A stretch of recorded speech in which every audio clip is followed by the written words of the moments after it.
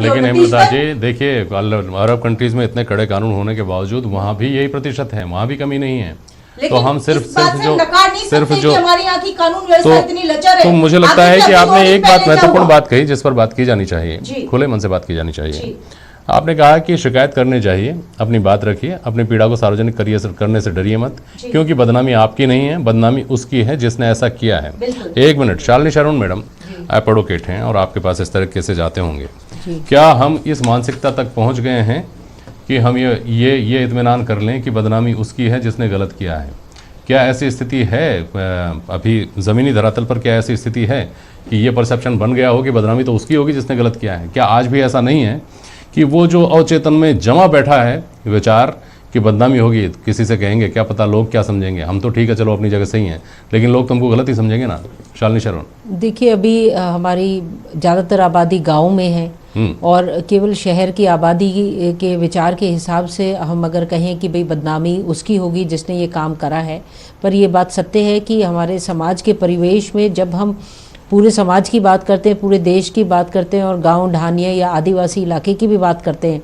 तो वहाँ पर अभी भी इस टाइप की जो हिंसा होती है और अगर कभी खुदा ना खास्ता रिपोर्टिंग भी होती है तो इसमें जैसे कि मेरी बहन कह रही थी कि भाई तुरंत कार्रवाई अगर इसमें प्रोएक्टिव तरीके से और सेंसिटाइज तरीके से होती है तो सर्टेनली एक समाज को एक मैसेज जाता है कि भाई ये एक ऐसा इशू है जिसमें इन्वेस्टिगेशन लेवल पर या अगर स्पीड से कोई काम करना है, किसी को अरेस्ट करना है, तो उसमें कोई भी ढिलाई बर्दाश्त किसी भी लेवल पर नहीं करी जाएगी। और आप जैसे मेरे से अभी आपका नेक्स्ट प्रश्न जो आप मेरे से पूछ रहे हैं वो एक बार अगर आप दोबारा नहीं, मैं ये समझना चाह रहा हूँ, पहली बात तो इसी को एड्रेस किया जाना चाहिए, क्योंकि जो मैंने शुरू में सवाल किया था कि केवल सिस्टम या समाज की भी जिम्मेदारी, तो जब तक हम उस मानसिकता तक नहीं लेके जाएंगे जो हेमलता शर्मा जी ने कहा कि हम ये माने कि जिस आदमी ने गलत किया है वो जिम्मेदार है, जिसके साथ गलत हुआ है वो किसी भी सूरत में किसी भी हद तक जिम्मेदार नहीं है, उसने अपनी सहमति से नहीं किया ऐसा, वो उसके वश में नहीं था, तो उसकी बदनामी उसको बदनामी नहीं झेलनी पड़े, इस स्थिति तक हम जाएं। दूसरी बात, जो कानून की कड़ाई की है, कानून तो इतने कड़े हो गए कि मुझे लगता है अब और कड़े होने की इससे ज़्यादा गुंजाइश नहीं बची है। बात है स्पीडी ट्रायल्स की, उनकी कितनी संभावना लगती है आपको? क्या ये नहीं लगता कि स्पीडी ट्रायल्स नहीं होने की वजह से और मामलों के लंबे खिंचते जाने की वजह से कानून का खौफ बहुत ज़्यादा नहीं है? जी, आप डेफिनेटली कह रहे हैं, अगर लंबे ट्रायल्स ऐसे सेक्सुअल ऑफेंसेस में या सेंसिटिव ऑफेंसेस जो वुमेन के बॉडी के अगेंस्ट होते हैं